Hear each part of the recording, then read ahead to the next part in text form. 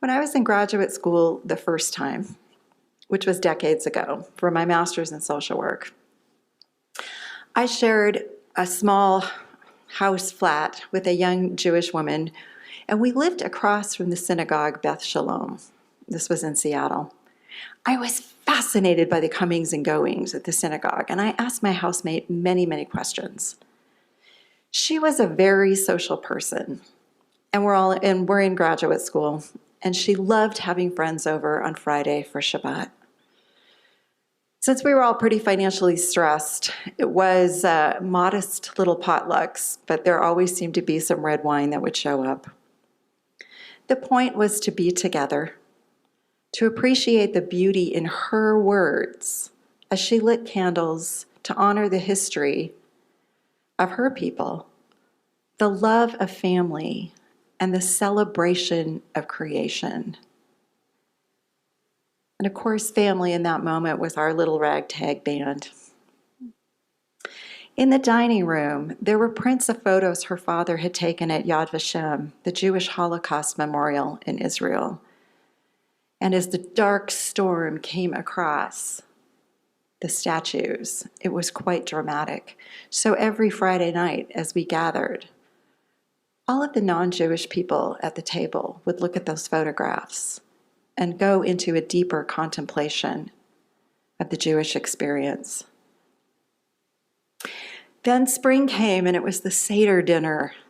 My roommate picked a Haggadah based on the liberation of voices of women. I don't know how to adequately describe the Haggadah, but it is the words chosen for the Seder.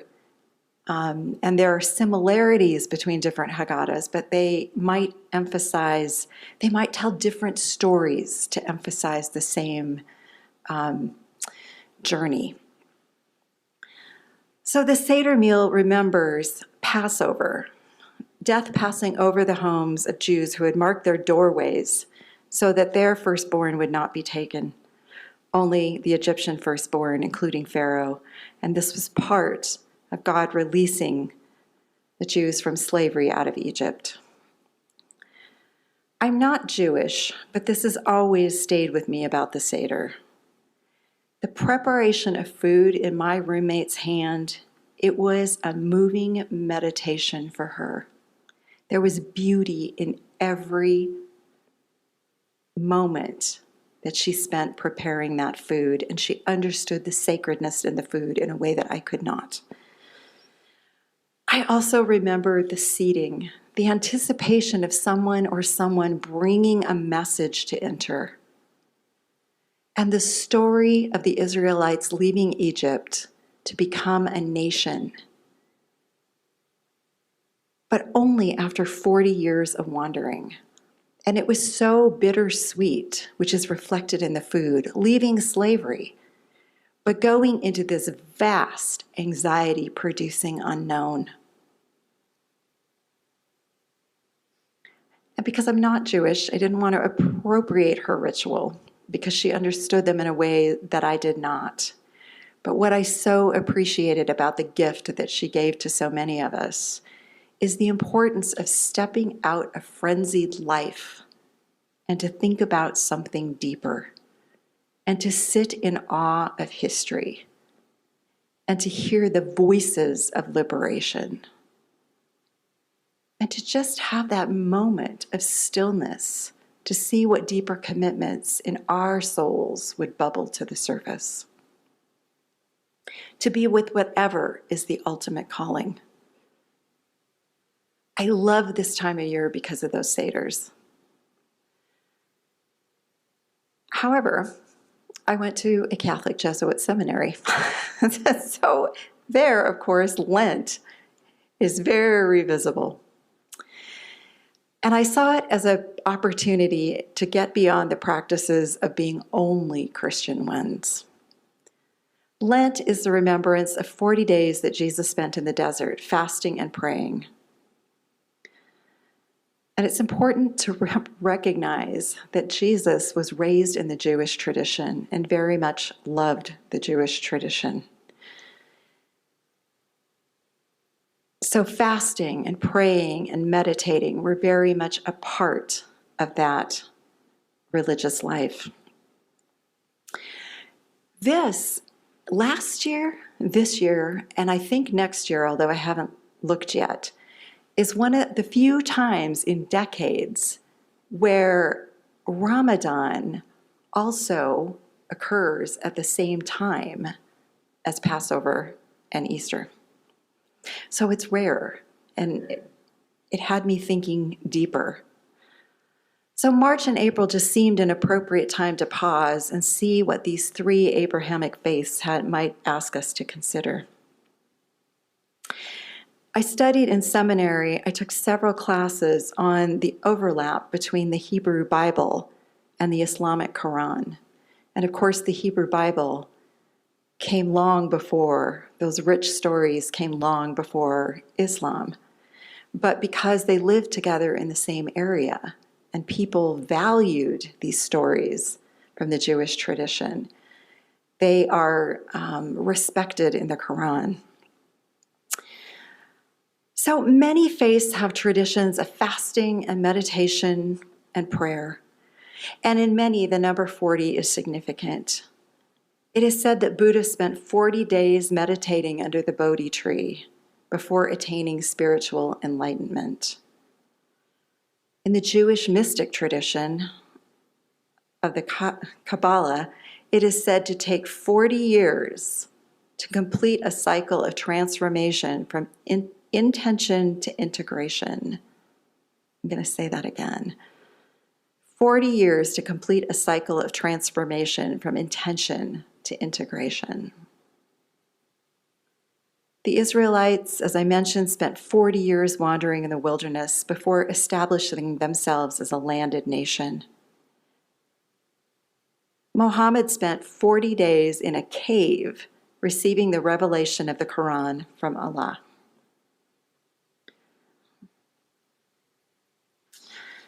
So God recited and Muhammad wrote.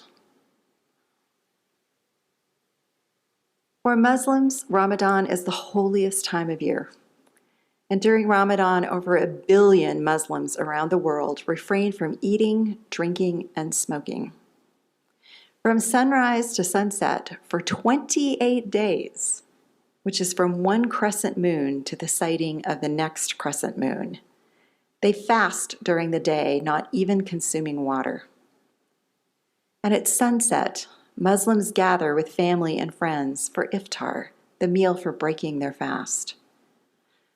And as I mentioned, this year Ramadan begins and comes in at that same time as Passover and Easter. And of course, Passover and Easter are always related on the calendar every year.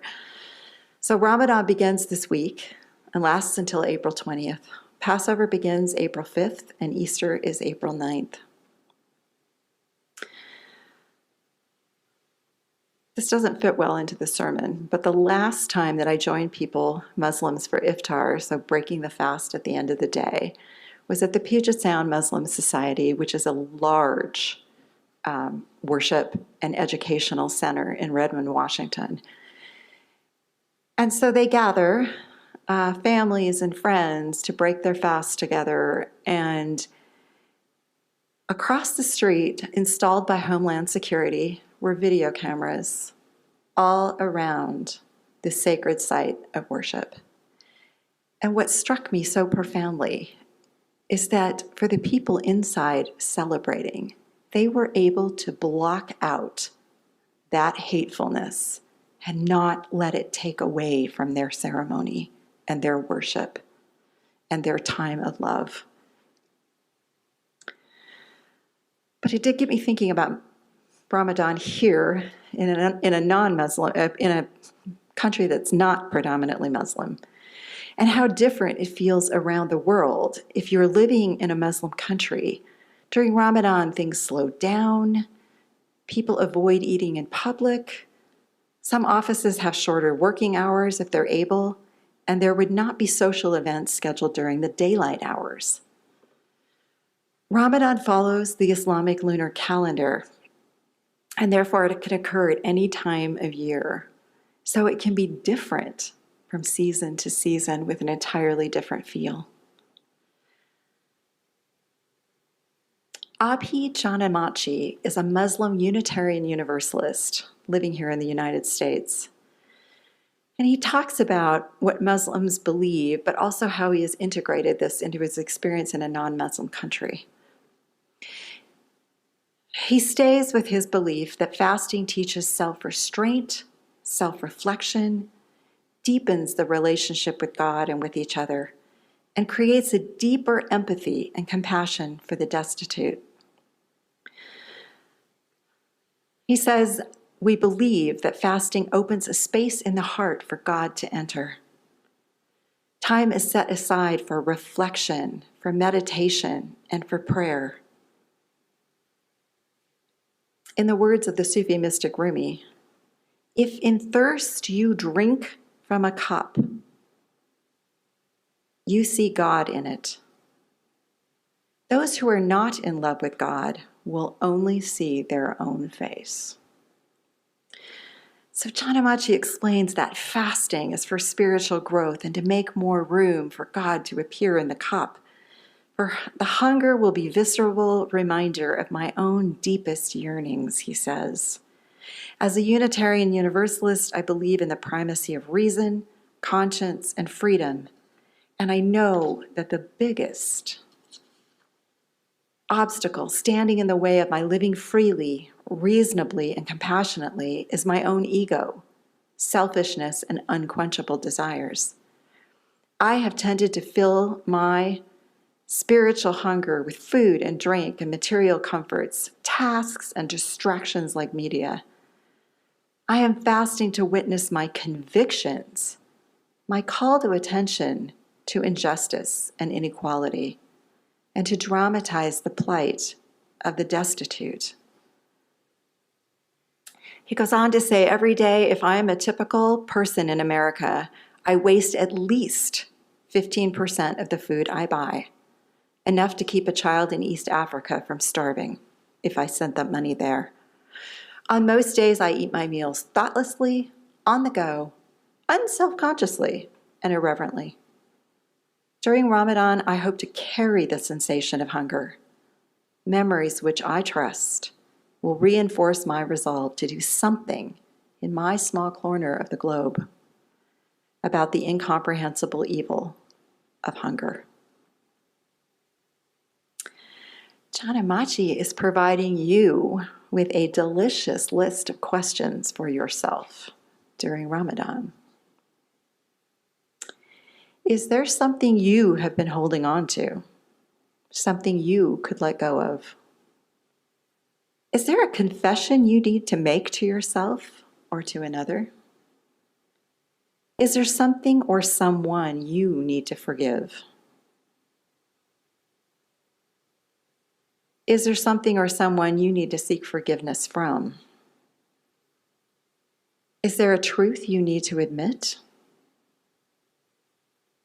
Is there a celebration you can give, an invitation?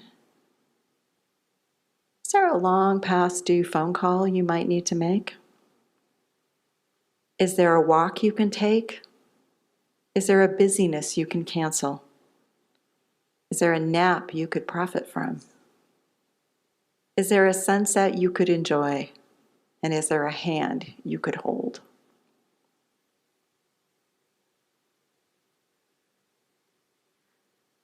I was also interested in the message from Ruth Medjber, who was raised by a Muslim father and a Catholic mother, and she resides in Dublin, Ireland.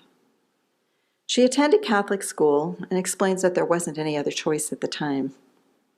She celebrated Easter and Ramadan and Christmas and everything in between. However, she's an atheist. So when she told her family that I plan to put on her blog, are you sure you're not a Unitarian Universalist? Because you are so welcome. So when she told her family that she would be fasting for Ramadan, there was confusion from her parents, and I'm sure they were delighted. She explains that while in her 30s, she spent time in Japan meditating with Buddhist monks. And she said that felt very familiar to Ramadan. And she said that during COVID-19 sheltering in place, that first year in 2020, she found Ramadan to be incredibly appealing and soothing. It was the first time during the pandemic she felt like there could be something she could have control over, which was this time of meditation and prayer and fasting. She also explains the mental change. When you are fasting, you get immense clarity of the mind and become much less anxious.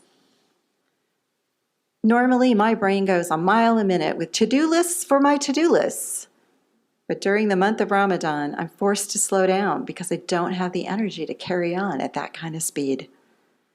My heart is emotional and happy. I spend days being happy for what I have. And in the waking hours before sunset, I begin to prepare wholesome food. The thought of my normal takeaway to go junk food disgusts me. My body craves goodness. What's normally high anxiety for me is replaced by the calming, simple desire for broccoli. You also have a heightened sense of empathy in the world for those who have less. And she explains that besides fasting, the other largest practice during Ramadan is charity. So she donates money that she would have spent on fast food, coffee, snacks, to causes that help end hunger. Almsgiving is one of the 5 pillars of Islam and is a very important part of Ramadan.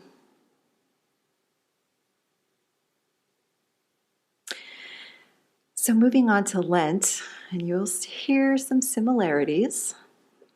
Lent represents the 40 days that Jesus spent in the desert to pray and meditate and fast. And it was not incompatible with his Jewish religion to do so. Lent went on in the Christian tradition to become this time of penitence and fasting, with a complete 2-day fast in the 2 days before Easter, which I think is probably why it's called the Easter feast, after you haven't eaten for 48 hours. I'm sure there was a fair amount of that self-flagellating that went on, either physically or emotionally. You had to just really punish yourself for several centuries. It also included the time of almsgiving and a time of meditating on the messages in the Bible. Over time, thank goodness, Lent became less about suffering and self-denial and more about a change that could be created. It's still meant to be this mindful, self-reflective time and purifying, but in the sense of simplifying. What to let go of. And I have noticed a lot, there is now a secular practice of Lent. Lots of people will hear their Christian coworkers or friends talking about what they are giving up for Lent. And the non-religious person, spiritual but not religious, will say, maybe I'll do that too.